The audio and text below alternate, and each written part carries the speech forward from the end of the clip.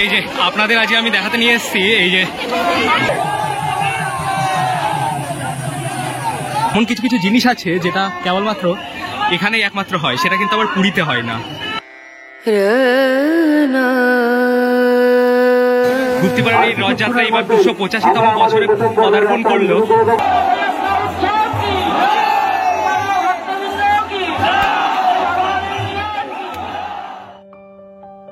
এই যে শান্তিপুর স্টেশন থেকে আপনারা এই অটো বা টোটো নিয়েও গুপ্তিপাড়া পৌঁছাতে পারেন। শান্তিপুর এই যে স্টেশনে নেমে ট্রেন থেকে বাইরে বেরিয়ে, এটা হচ্ছে শান্তিপুর স্টেশন বাজার।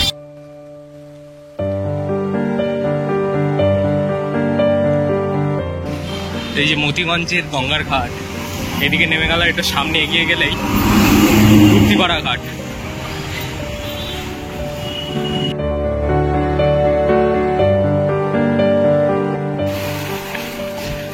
আকাশটা যে এত সুন্দর নীল না, আর হালকা হালকা পেঁচা তুলোর মতো মেঘ। ওফ,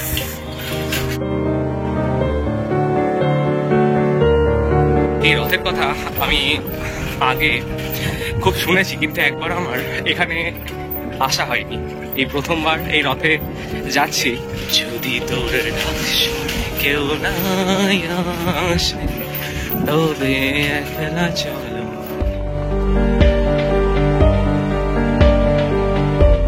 দিয়ে আমরা এখন এই ঘাটটা পার হব, গুপ্তিপাড়া ঘাট।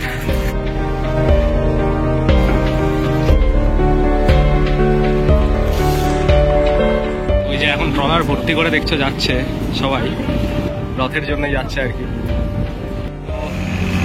আমাদের এই ট্রলারটা ছেড়ে দিল, দেখতেই পাচ্ছ ফুল হয়ে গিয়েছে একদম।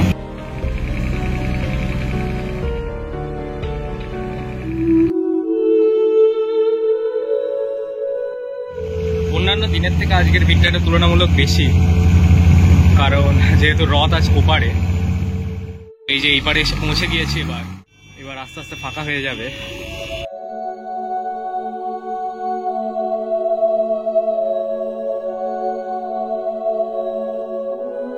10 টাকা ভাড়া দিয়ে সকলে এই গঙ্গার ঘাট পার হয়ে এবার রথের সেই জায়গায় যাচ্ছে। তো চলুন যাওয়া যাক। ব্যারিকেড দিয়ে দিয়েছে, এখান থেকে আর মোটরসাইকেল আগে যাওয়া যাবে না। যারা সাইকেল বা হেঁটে যাচ্ছেন তাদের যেতে পারবেন তারা। এই যে চারিদিকে মেলা দেখতেই পাচ্ছে, একদম মেলা বসে গিয়েছে। বহু দর্শনার্থী কিন্তু এখানে ছুটে আসে, আর কিছুক্ষণের মধ্যে সেটা দেখতেও পাবে। এই যে এই রাস্তা দিয়েই কিন্তু আর কিছুক্ষণের মধ্যেই একদম লোকারণ্য, বুঝতেই পারছেন। ওই যে রথ, এখন ঠাকুরকে নিয়ে আসা হচ্ছে, দেখতেই পাচ্ছ কত লোক আসছে ধীরে ধীরে। এই যে এটাই হচ্ছে বৃন্দাবন চন্দ্রমঠ মন্দির।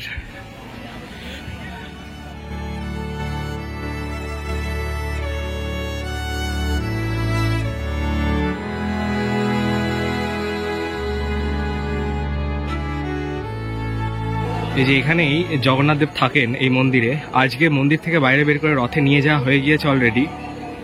তো প্রথমেই এসে এই মন্দির চত্বর দর্শন করে এবার চলো রথের ওখানে যাওয়া যাক। রথটা দেখলাম খুব সুন্দর করে সাজিয়েছে। এই যে প্রশাসনও কিন্তু দারুণ তৎপর, ঠিক আছে।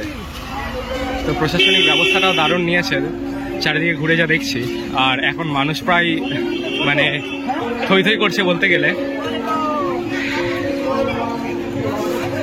আর যেহেতু আধ ঘন্টার মধ্যেই রথের দড়িটা টান পড়বে, দেখতেই পাচ্ছ কত লোকজন চলে এসেছে। আর ওই যে ওখানে জগন্নাথ প্রভুকে, বলরাম প্রভুকে এবং সুভদ্রা দেবীকে সাজানো হচ্ছে রথের ওপরে। আর এই যে সেই ঐতিহ্যবাহী গুপ্তিপাড়ার রথযাত্রার যে ঐতিহ্যবাহী ব্যাপারটা, সেটা এসে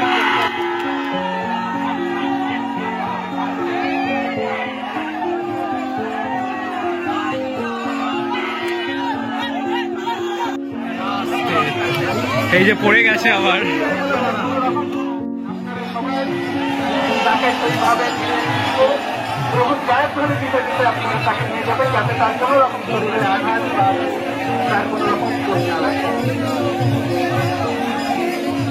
দেখছো সাজানো চলছে।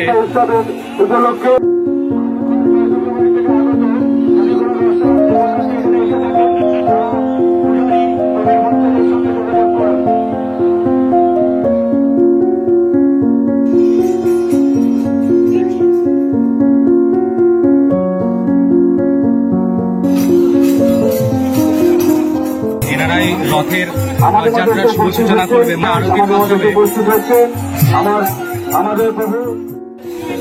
এই যে এখন পুজো অর্চনা চলছে, তাই তো?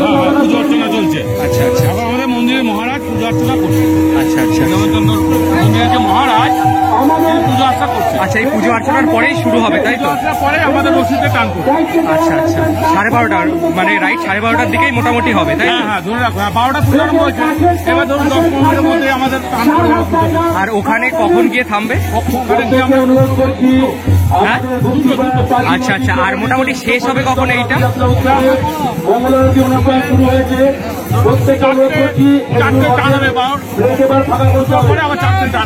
চারটে, মোটামুটি 5টা 5:30-র দিকে চলে যাবে।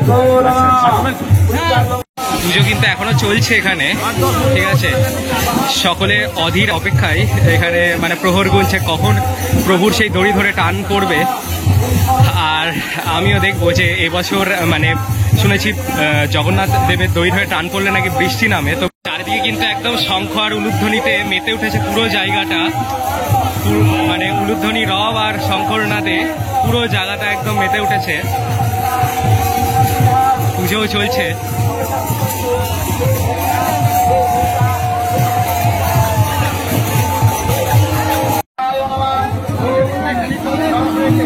এই যে এটা হচ্ছে রথের ব্রেক হিসাবে কাজ করে, ঠিক আছে? এইটার ওই যে ওই বাঁশটা ওখানে রয়েছে, কারণ রথ একবার চলা শুরু করলে থামানো খুব মুশকিল, ওই কারণে ব্রেকও তো কিছু লাগাতে হবে, তো ব্রেক হিসাবে ওই দুটো ইউজ করা হয়।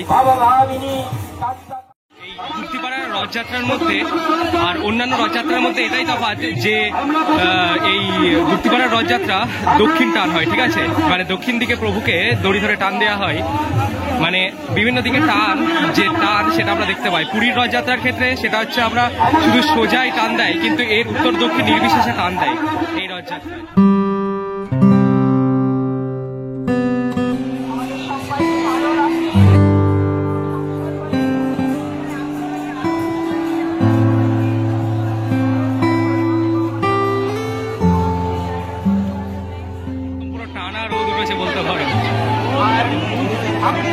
আর এই যে এখানে সেই কাদা এখানে খেলাটা চলছে।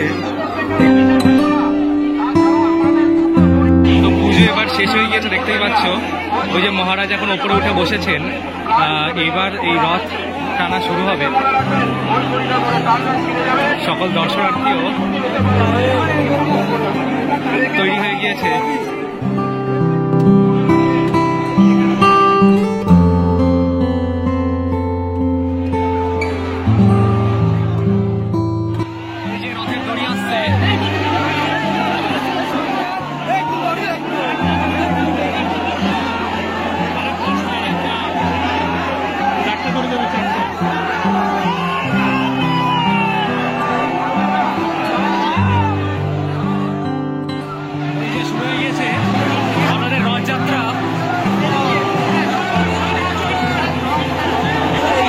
ওই যে ওখানটা দিয়ে দড়িটা যাচ্ছে, ওই যে ওই পতাকাটা ওখানে আছে, ওই জায়গাটা দিয়ে দড়িটা যাচ্ছে।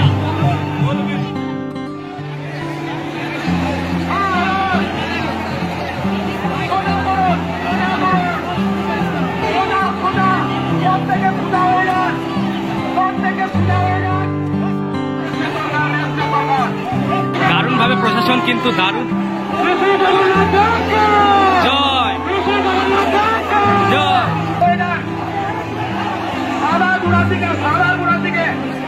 ওই যে এবার সাদা ঘোড়ার দিকে, মানে ওই দিকটাই চলে যাচ্ছে, একবার নীল ঘোড়ার দিকে একবার সাদা ঘোড়ার দিকে, এরকম করে রথটাকে সোজা রাখে আর কি। তো দারুণভাবে প্রশাসনও দারুণভাবে তৎপর পুরোটাতে।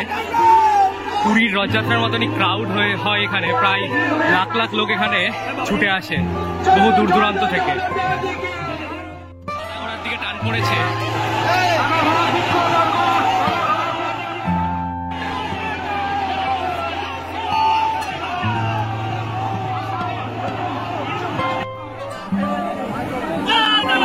এই যে আকাশে এবার মেঘ ঘটিয়ে এসেছে, বৃষ্টি হয় কিনা সেটা দেখা যাক, কিন্তু এখন রোদও আছে।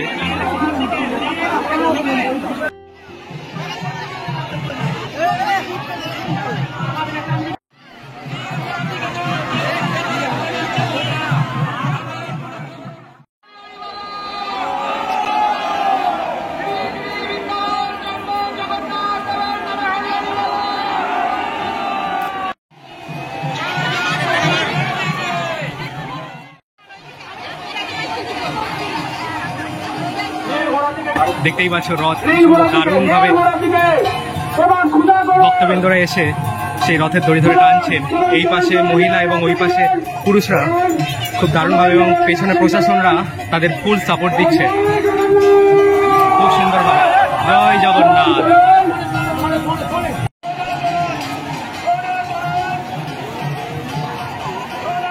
দেশকালী মায়ের মন্দির, এখানেই রথ আবার থামবে।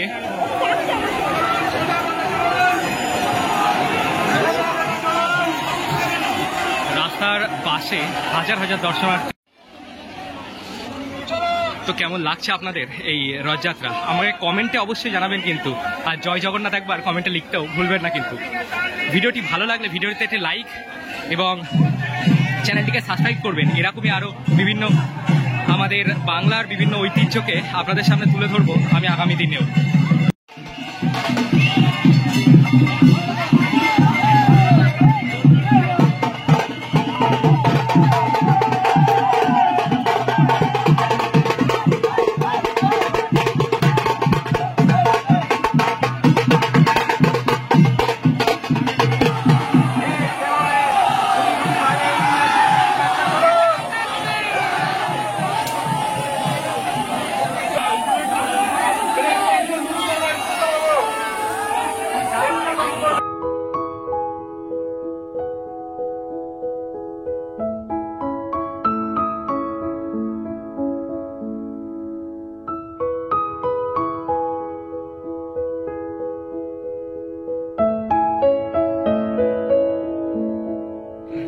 হরি হরি বলো, রথ সামনের দিকে নিয়ে চলো।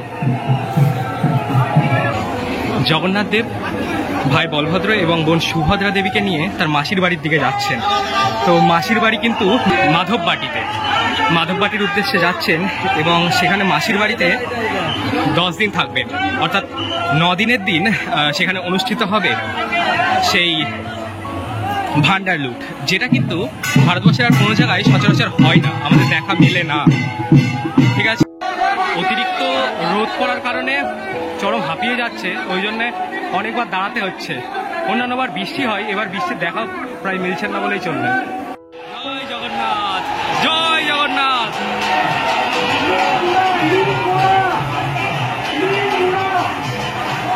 পুরো কাতারে কাতারে মানুষ যাচ্ছেন।